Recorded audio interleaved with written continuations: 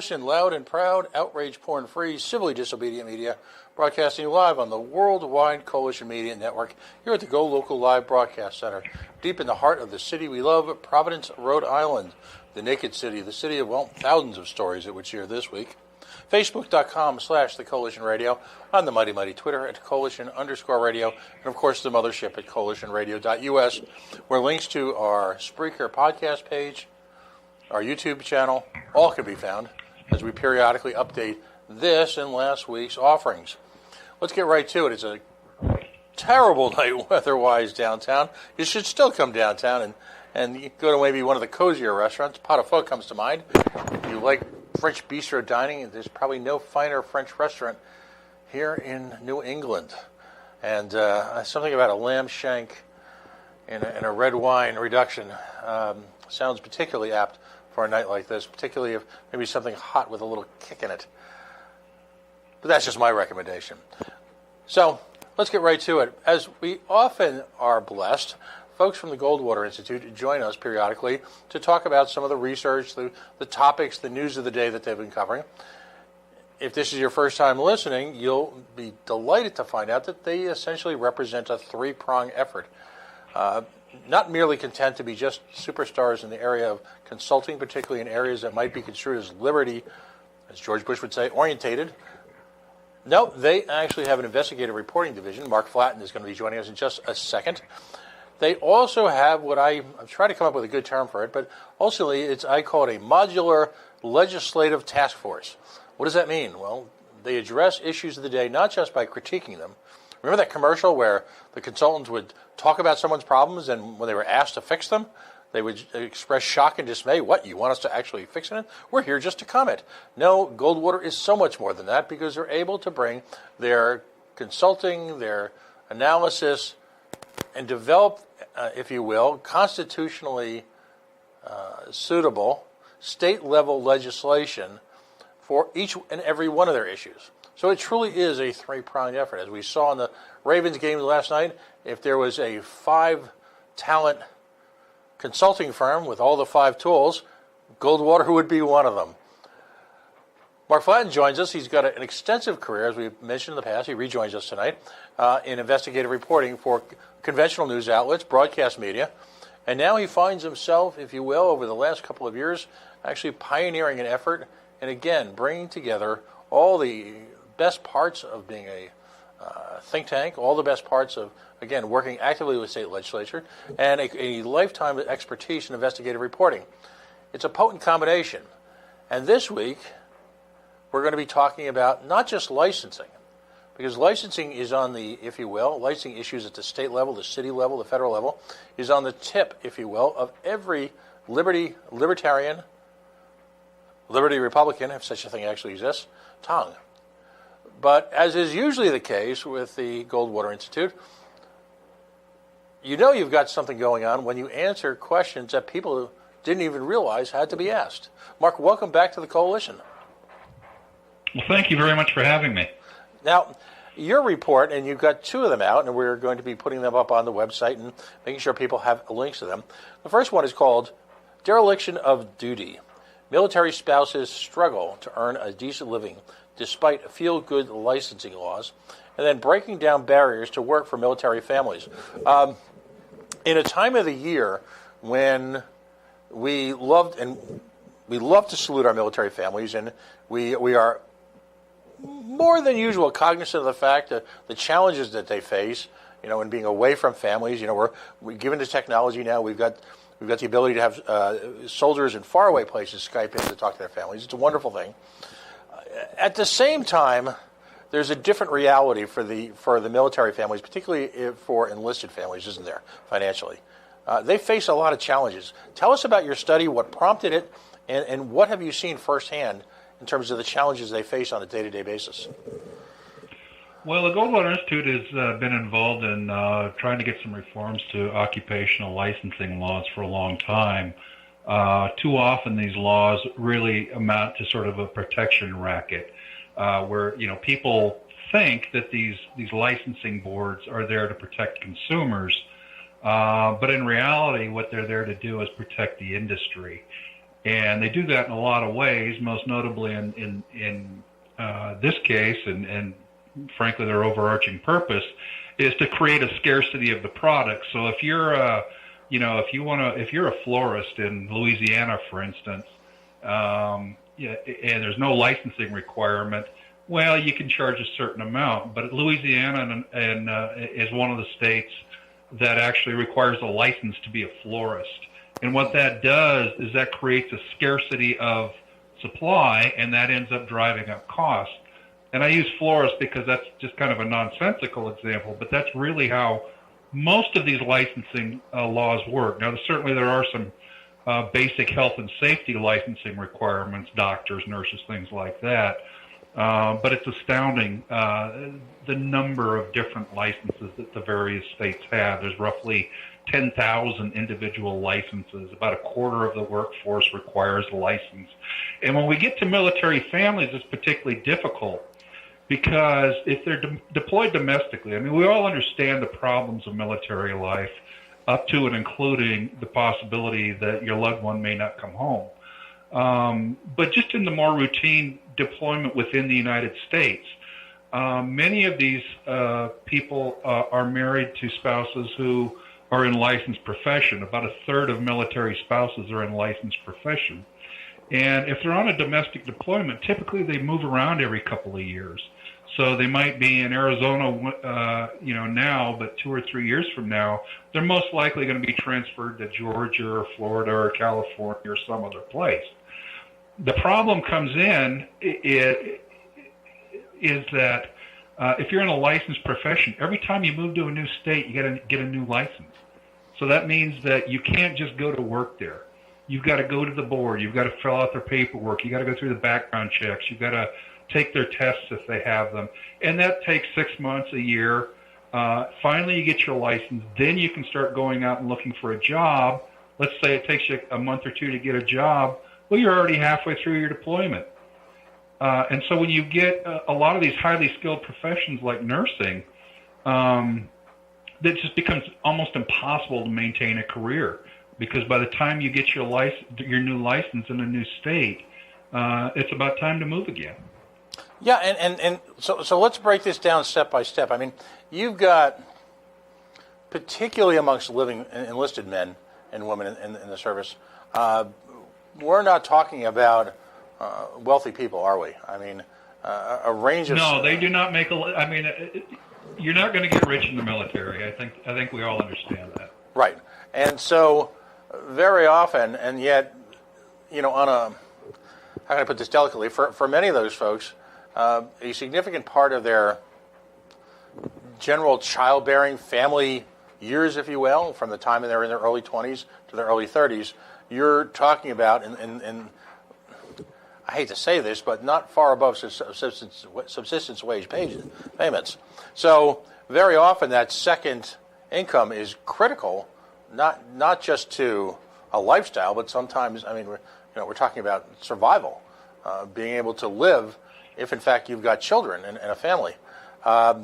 So, we all understand the ludicrous nature of invasive licensing fees.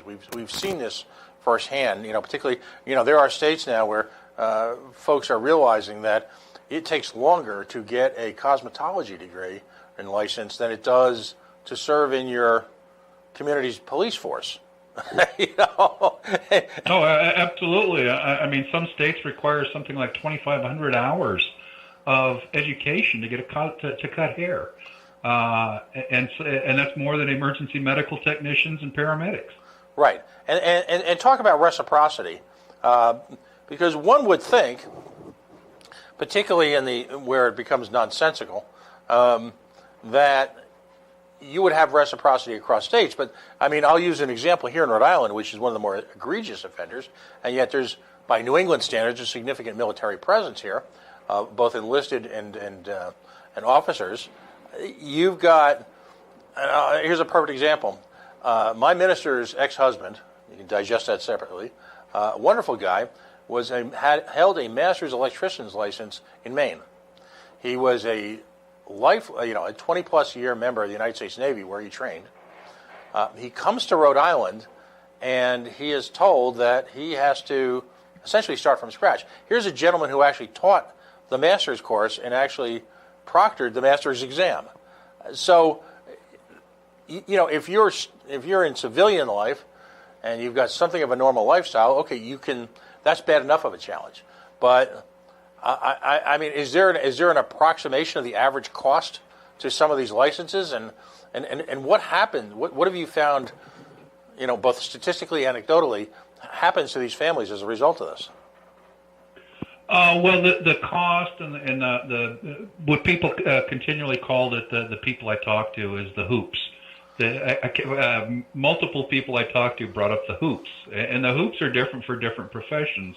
The consequence is, in many cases, the spouse is actually the primary moneymaker because, partly because military pay is so low, but also partly because these military spouses tend to be very well educated and trained. I think I mentioned earlier about a fourth of the U.S. Labor force is in licensed profession. It's actually about a third for military spouses, and over half of those are in basically the healthcare industry. So these are highly trained professionals. One of the people I talked to, the story that just really galvanized this for me is a lady named Debbie Chapman.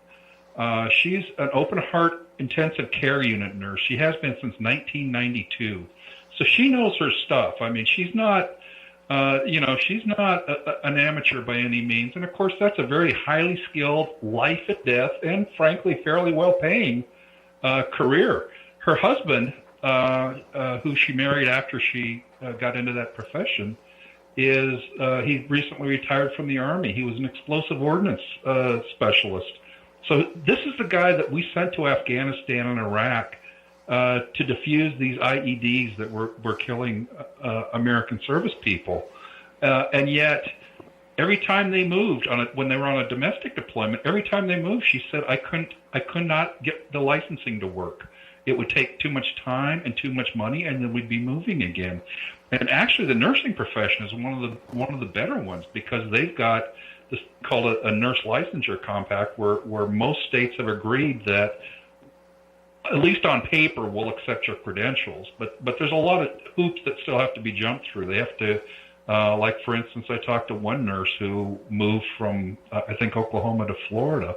Both of them were in the compact, so they should have been able to just boom, hit the ground running. But unfortunately, you couldn't apply for the Florida license till you were actually a resident of Florida. So even when you have these agreements in place, they don't always work. And that was actually one of the most eye-opening parts of researching this story. Every state in the union claims to have military-friendly policies, and 48 states, I believe, have laws specifically saying we will have, there is a law in our books to accommodate military spouses. But we find out is these laws don't work. That's why the title of the story uses the phrase "feel good." They pass these feel good laws to say, oh yeah, if you come to our state and you're a military spouse, you can hit the ground running. But the reality is you can't, because a lot of these boards either are ignorant of the law or they just sort of arrogantly refuse to follow the law. Now, is this stretching? We obviously know on a local basis this can be difficult. On a state basis, it can be difficult. What impact on this does this have federally? Well, there actually are relatively few federal licenses. They tend to be in fields like aviation and maritime professions, things like that. Most of the big offenders are at the state level. And it varies by state. I mean, some states have, like for instance, I believe it's Delaware, has something like 72 different licenses for a teacher. Many states just have, if you want to be a school teacher there, you go and you get your license as a teacher. I believe it's Delaware. I could be mistaken on that. But, they have 70 some different licenses just to be a school teacher. And so, when you're put yourself in the position of a military spouse. Your spouse is being redeployed to a new state. You've you've done your best to build a successful career, given that you move every 2 or 3 years. You get to the new state, you wind up there, and you come to find out that now you got to figure out which of these 72 licenses it is Delaware, I believe they have 87 different licenses for teachers. You got to stop and figure out, well, okay, I want to teach social studies in junior high. I mean, what license do I need here? Right. It's just nonsensical. I mean, one state's you have to be licensed to be a chimney sweep. And another state, you got to have a occupational license to shoe horses. Right. Now, and again, you're right. It's all based in anti-competitive behavior. Here in Rhode Island, we had a situation a couple of years ago where there was an attempt to simplify hair braiding, because hair braiding has become a cause célèbre, if you will, in the liberty movement, because, quite frankly, hair braiding is an activity that can reach into lower income communities, and some of it is ethnically based, but it's a step up, much like the food business is, for certain folks in minority and marginalized communities. So you had this reaction from the quote-unquote establishment, hair/cosmetology, community, where folks literally who consider themselves conservative, quote-unquote, who consider themselves small government, said, we work to get these certifications. This is how we support ourselves. Code words for this is how we, don't open up wild competition, across all barriers. Now, the results of this are staggering, aren't they? In a read of your report, there's something like 13% unemployment rate, if you will, nationally, amongst military spouses. Now, that's what, 3 to 4? That's the official rate. Right. That is the official Department of Labor unemployment rate. Mm-hmm. The Department of Defense actually does regular surveys of military spouses, and what they report is the actual unemployment rate, according to the Department of Defense surveys, is actually closer to 24%. And part of the reason of that is if you move to a new state and it takes you 6 months to get a license, well, you're not looking for a job. And the Department of Labor statistics says, well, you got to be looking for a job. Another part of it is people either give up and just say, I'm just going to find a job outside of my profession, or they take part-time work when they really want to work full-time. That's the consequences. You mentioned cosmetology, by the way. That is one of the most heavily regulated industries in the country. Every state regulates cosmetologists. They have different classifications for different, cosmetologists, barbers, makeup applicators, things like that. It's actually one of the most heavily regulated industries in the country in terms of licensing. And part of the problem for a military spouse, cosmetology is actually a good illustration, is many of these states that claim to have military-friendly policies that say, if you're licensed in another state and you move here, then you can qualify for a license. But they don't have caveats in there. And one of the most common caveats is if you meet our requirements. So, for instance, Massachusetts, I believe, requires 1,000 hours of school to get a cosmetology license, the lowest in the nation. Other states require 2,500 hours. So if you move from Massachusetts to one of these 2,500-hour states, well, you don't meet their minimum qualifications. And so, you don't qualify for a license, even though there's statute, even though there's a law on the books saying that you should qualify for a license in that state. Another example, the one that just floored me, was the state of Hawaii. If you look at the Hawaii statute, it actually has language that says military spouses shall be permitted licensure by endorsement and reciprocity, which is supposed to mean if you move from another state, we will just endorse your license in Hawaii. But when the Department of Defense worked with the University of Minnesota to basically research how these laws were being implemented, it found out that not a single board that they surveyed allowed for that, even though it clearly says so in the state law. Now, is that a function, again, of local, essentially local community-based boards saying no to outside competition? Is it that overt? It is in some cases. I talked to Beth Conlon of a group called Blue Star Families, which advocates for military families, and what she told me is in some cases it's ignorance. The boards don't understand their own statutes. In some cases, it's just arrogance. I mean, these boards don't want to be told what to do because, of course, they know best. Right. As we like to say here at the Coalition, town councils and boards gone wild. Just doing what, operating more like a local fiefdom than anything resembling the rule of law or constitutional or free trade protections. Now, well, bear in mind when they set up these boards too, they put them basically under the control of what is euphemistically called stakeholders. And stakeholders are supposed to be people, boy, they really know this industry. But of course, what that turns out to mean in the real world is it's people that are already practicing that profession. So they basically are the doorkeepers for whoever enters their profession. Right. And it's in their financial interest to kind of restrict the flow there. And so that's kind of how these boards work. And clear, what's sad about it is that and I'll use Providence as an example. Providence is a college town, as you're probably aware. We've got two international universities, if you will, the Brown University and the Rhode Island School of Design, and then we got some very fine national universities like Providence College and the University of Rhode Island and Johnson and Wales University, which is a world-renowned travel and entertainment and culinary arts school.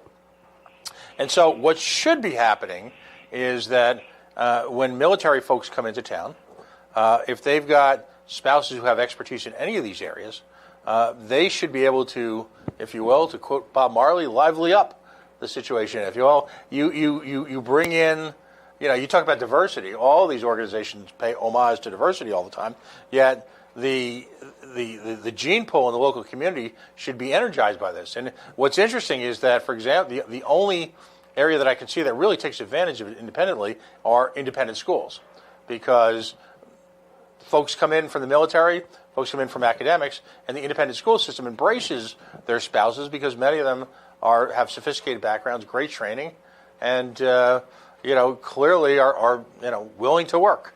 It should be that simple. But as we can tell from your study, it's not. Now, has any analysis been done in terms of what this means? Particularly, and I say this politely, when I talk about the lower end of the market, I'm talking about the lower end of the market economically. Perhaps younger families who are enlisted. Has anyone attempted to measure what impact this has on states-provided services in terms of or federally provided services like SNAP and things like this? Has this forced people into an environment where they're seeking public assistance because they can't get, as our governor likes to say, well-paying jobs in the community? I don't know specifically about those numbers. I know those types of studies have been done on military families on public assistance. I just am not familiar enough to talk about them, to be honest with you. Let me tell you what Arizona has done. They basically, right. I mean, what most states have done in the past, they said, well, we want to accommodate military spouses, so we'll pass a law to accommodate military spouses. But they'll throw caveats in the law. They'll say may versus shall. This board may grant a reciprocal license, and the boards fail to implement them, and it just becomes this big nightmare. So what they finally did in Arizona earlier this year is they passed a law that says, look, if you're licensed in another state for the previous year with no problems, then you will qualify for the Arizona license. And the reason they did that was it takes out all these caveats and hoops and everything else.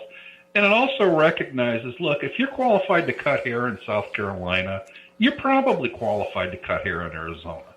And so it takes that into account. And it also takes into account that in the professions that I think most people think do require a higher degree of regulation, particularly in the healthcare field, most of those have national accrediting organizations. I talked to one individual, Sean O'Driscoll, who's married to a Navy lieutenant, and they've moved to, I think they've been in 5 states in the last 6 or 7 years. And he's an emergency medical technician. He's had to take the exact same national standards test 6 times. Wow. In the last 6 or 7 years. And in fact, one state required him to take it twice. So that's the kind of nonsense that you run up against. And so that's why in Arizona they just said, look, if you're If you're licensed in another state in good standing for the last year, we'll accept that. We'll accept that a heart attack in New Hampshire is not any different than a heart attack in Arizona. And if you're an EMT and you show up at the scene, we figure if you can save that guy in New Hampshire, you can probably save the guy in Arizona. Seems commonsensical, doesn't it? Well, yeah, but you got to remember these are I did a story a couple of years ago looking at not just at military spouses, but at the licensing stuff in general, and I ended up calling that story "Protection Racket" because this is not about protecting the public in many of these professions. It's about protecting the industry. And again, this is area that's in terms of I'll call it private accreditation. It's clear to me that at this point in time that the private accreditation organizations that dot the United States, whether it be medical, whether it be manufacturing, whether it be quality control, have grown leaps and bounds in terms of their sophistication and, as importantly, their ability to disseminate information, out to the greater public, which makes their embrace by a member that much more important.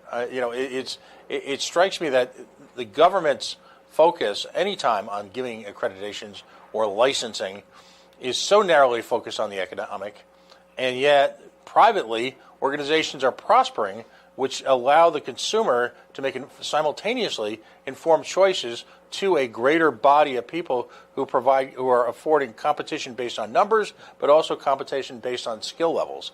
And so, as a libertarian, I've always argued for the private market to give accreditation and analysis because they're driven more, for lack of a better term, altruistically towards defining who's the very best at something, as opposed to a government organization which seems to be so easily coerced.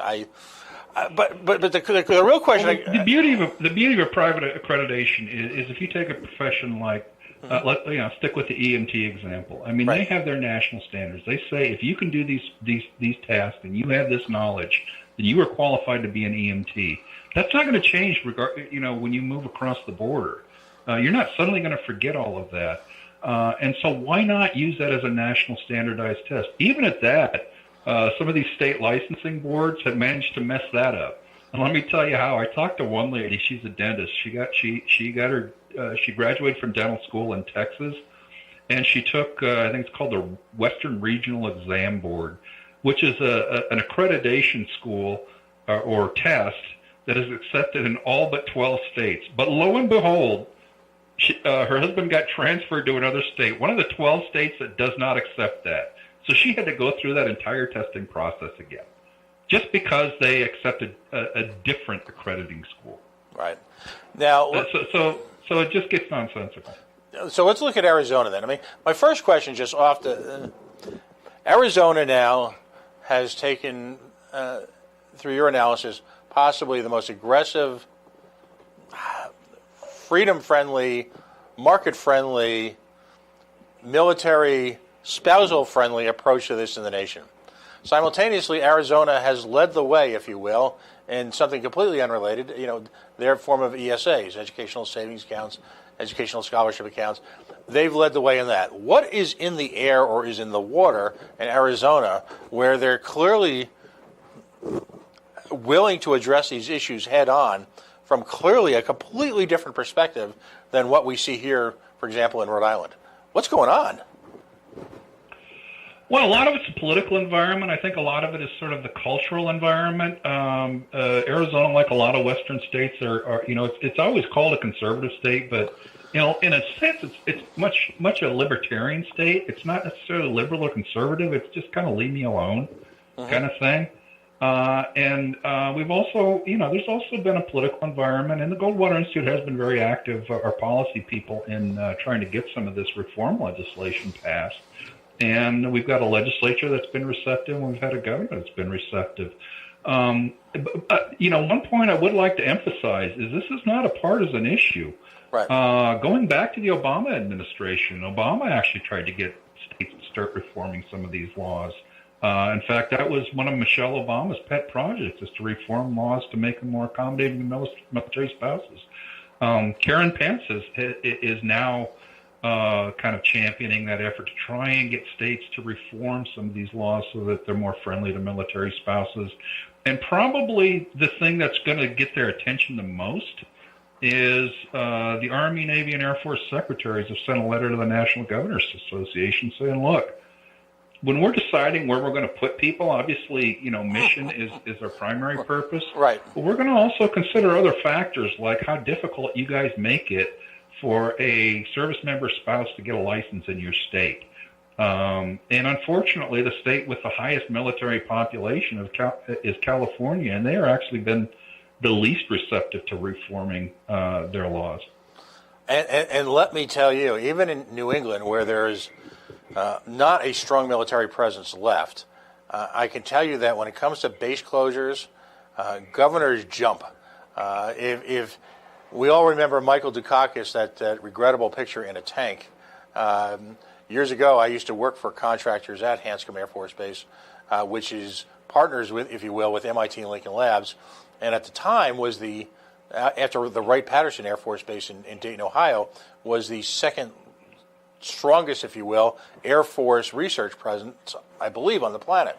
For Mr. Dukakis had chosen not to visit the base, I believe, during the entire term he was governor, just because, and by the way, anecdotally, the Kennedys were never really that involved until, lo and behold, folks were discussing base closures. And then, oh my God, because you understand that the amount of money, particularly through a research base, which is a function really more of local academia than it is military strategy, is based heavily on all of these conditions. So, that may be the one thing that wakes these people up, because clearly the American military is going to have to continue to go through periods of consolidation as the mission, quote unquote, changes. So, well, the military is also looking at this from a retention standpoint. I mean, if I'm, so many of the spouses I talk to, the story talks about this. I call it the my turn conversation, and most of the spouses I talk to said that they've either had that conversation with their spouse, or they kind of thought that and kept it to themselves. And what the my turn is look, I'm in a highly trained, highly skilled profession, but we've had to set that aside for the last 8, 10, 12 years, to follow you around the country on your various military deployments. At some point, the spouse starts saying, well, when's it going to be my turn? When are we going to, put your career secondary? And, of course, you can't. The military is not really geared to having that be a secondary career. Right. So the discussion goes on. When's it going to be my turn? I'm a nurse. I'm a social service counselor. I'm a psychiatrist or a psychologist or a lawyer or a real estate agent. When is it going to be my turn to start building my career? Because for the last 10 years, we've let you build your career. That creates a lot of stress in relationships, and frankly, it leads to a lot of people leaving the military. A lot of people that we've invested a lot of money in who may have, 8, 10, 12 years in the military to start rethinking that career.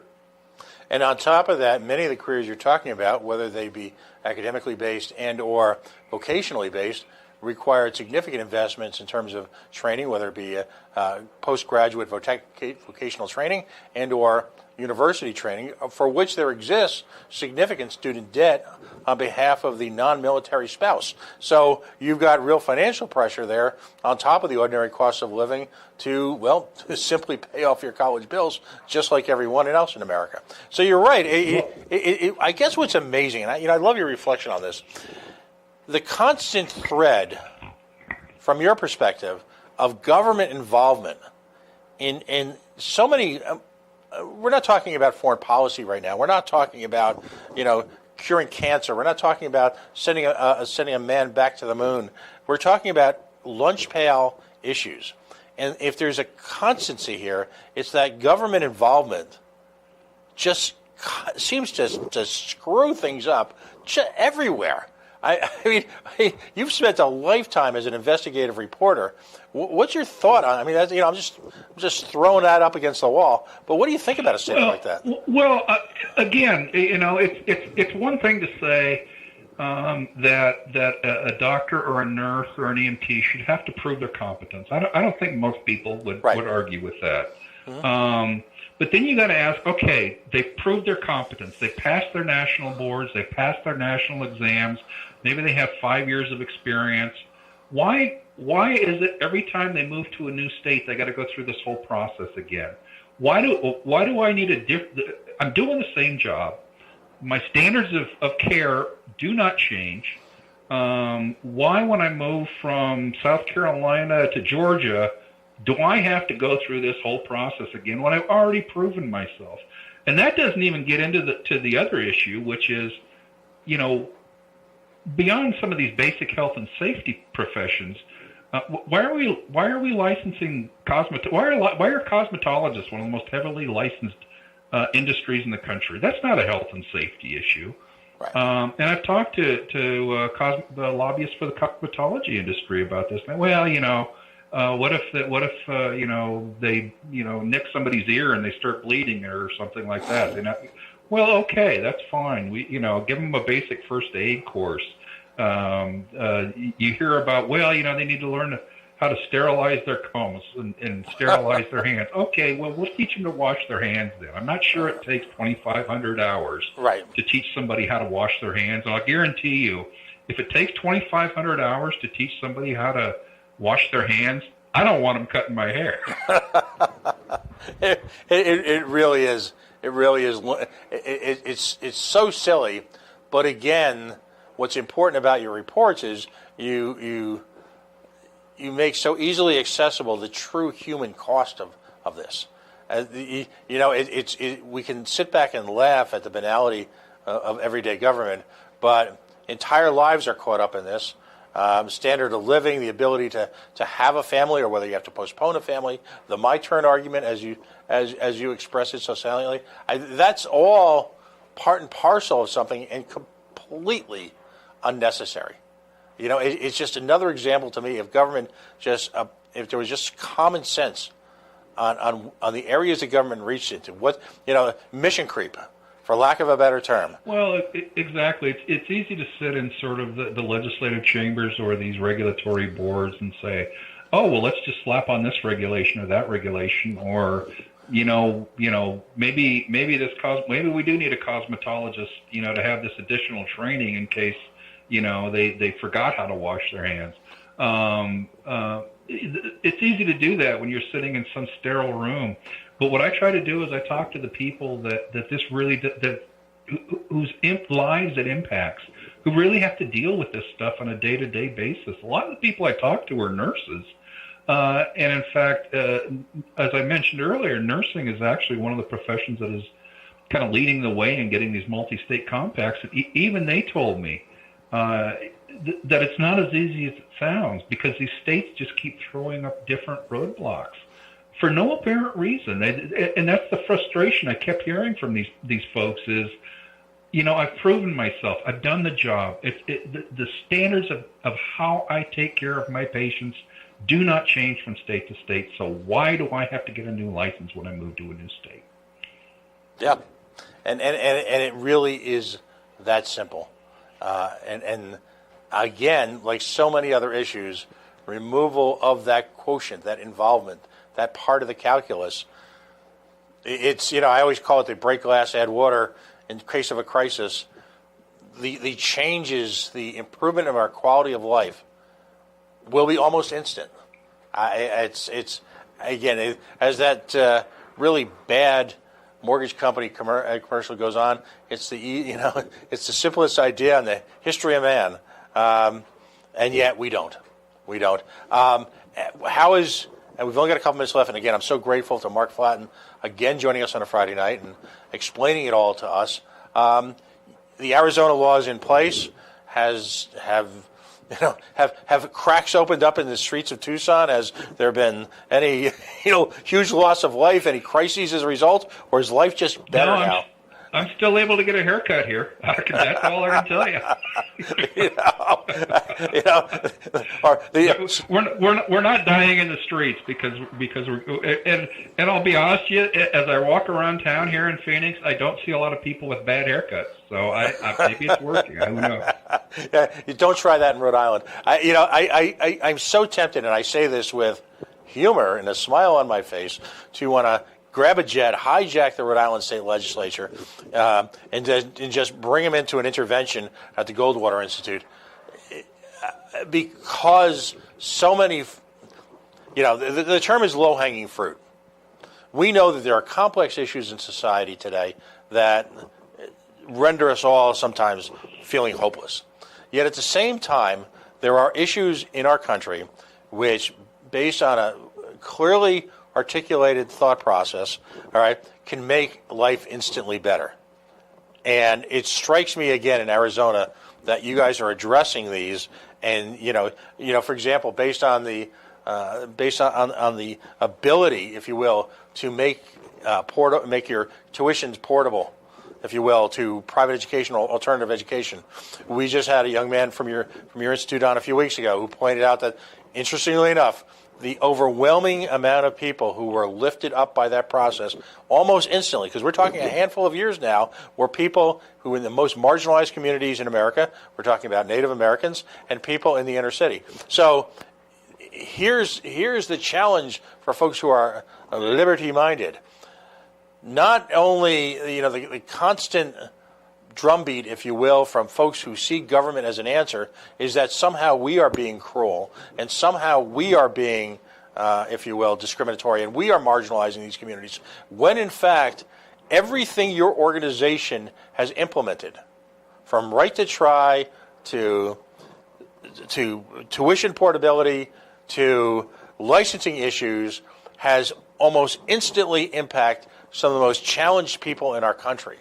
And not only is that a record to be astoundingly proud of, it's also something that we just need to politely confront the intrusive liberal left on, because not only is there stuff not working, ours is.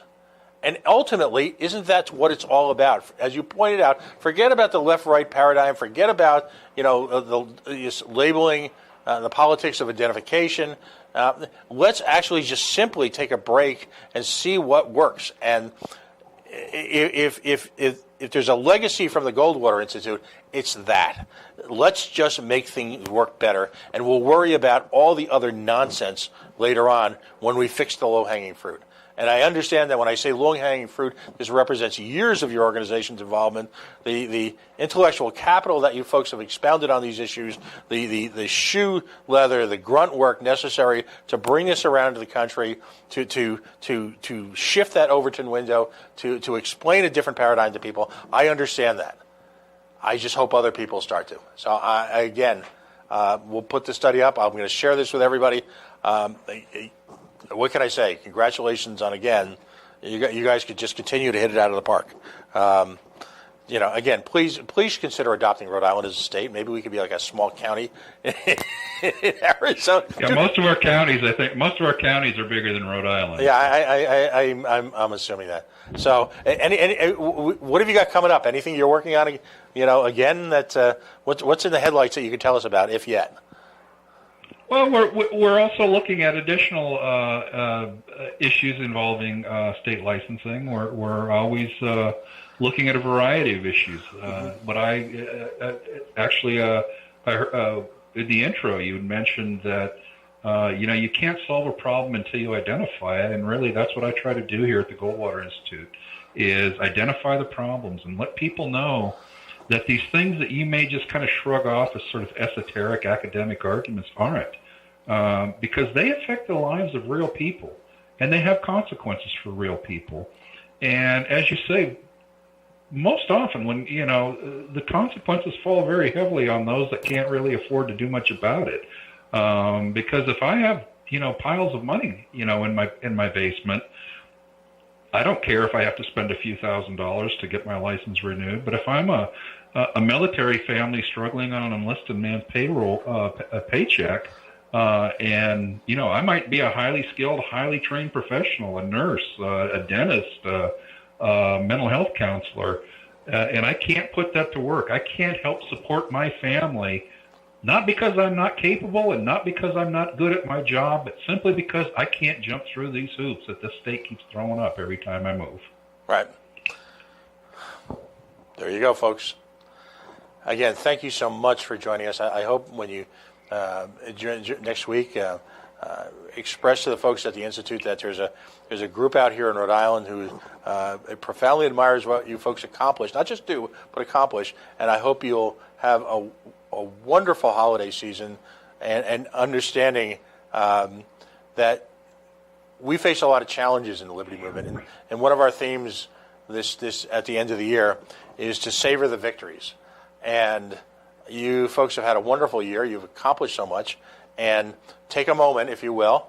Sometimes somebody outside your group may need to say this. Savor the victories. Savor what you've accomplished. Savor the changes you've made. I know firsthand what it's like to have this whack-a-mole environment where just every day some of the same issues just, redux and redux and redux. So have a wonderful holiday. And again, thank you so much for joining us. Well, thank you very much for having me. All right. Mark Flatten, he is the Dean of Investigative Reporting at your Goldwater Institute. Listen, folks, we provided links constantly for this organization. This should be one of those pages that you bookmark. They are at a rare point in the collaboration between, if you will, the academic, the empirical, and activism. And it's pretty astonishing stuff. We're going to take a quick break right now. We're going to try and get Hannah Cox on the line. As usual, we're running late, but I can't help myself when folks like Mark come on the line. Hannah, of course, is with Conservatives Concerned Against the Death Penalty, and it's been a pretty interesting week if you inhabit that space, I got to believe. Folks, we are the Coalition, loud and proud, outrage porn-free, civilly disobedient media, broadcasting live on the Worldwide Coalition Network, Facebook.com/The Coalition Radio, on the mighty Twitter at Coalition_radio, and of course, CoalitionRadio.us. Stay tuned. We'll be back in just a couple of moments. Thank you.